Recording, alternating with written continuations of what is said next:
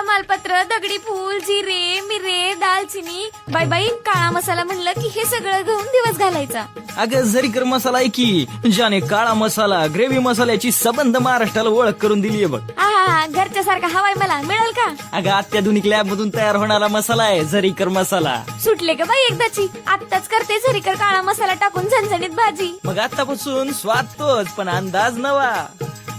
हरे रामकृष्ण हरी. आपल्यासोबत मराठवाड्यातील संभाजीनगरचे वारकरी येत. बाबा किती वाऱ्या झाल्या आतापर्यंत? आपलं दादा 30 ते पुढे वाऱ्या झाल्या. 30 ते 35 वाऱ्या झाल्या आता. आणि आता वय किती आहे तुमचं? 75. 75 वर्षाचे वारकरी येत.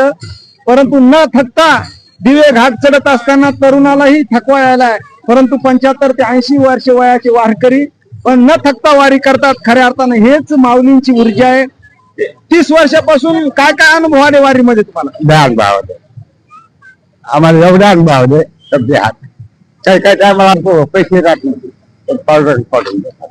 बघा मंडळी बाबांचे डोळे भरून यायले की खऱ्या अर्थाने सांगायची गरजच पडत नाही की त्यांच्या ज्या भावना आहेत त्या दाटून आल्यात. कंठ दाटून आलेला आहे, नेत्र सदगदित झालेले आहेत आणि अंगावर रोमांच आलेले आहेत. पांडुरंगाचा अनुभव त्यांनी सांगतात. पांडुरंगाकडे काय मागायचे आता? काहीच मागायचं नाही. फक्त आम्हाला फक्त तुझे दर्शन द्यायचा. प्रत्येक आम्हाला काही नको.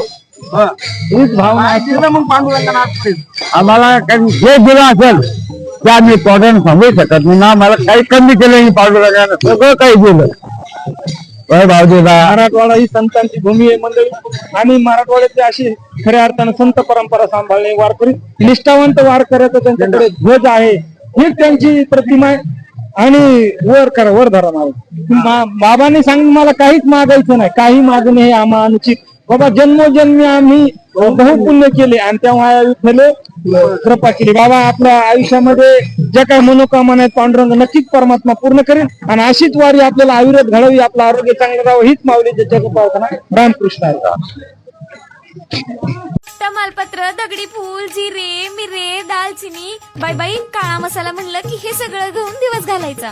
अगं झरीकर मसाला आहे की ज्याने काळा मसाला ग्रेव्ही मसाल्याची सबंध महाराष्ट्राला ओळख करून दिलीये बघ. आहा, घरच्या सारखा हवाय मला मिळेल का? अगं अत्याधुनिक लॅब मधून तयार होणारा मसाला आहे झरीकर मसाला. सुटले का बाई एकदाची? आत्ताच करते झरीकर काळा मसाला टाकून झणझणीत भाजी. मग आतापासून स्वाद तोच पण अंदाज नवा.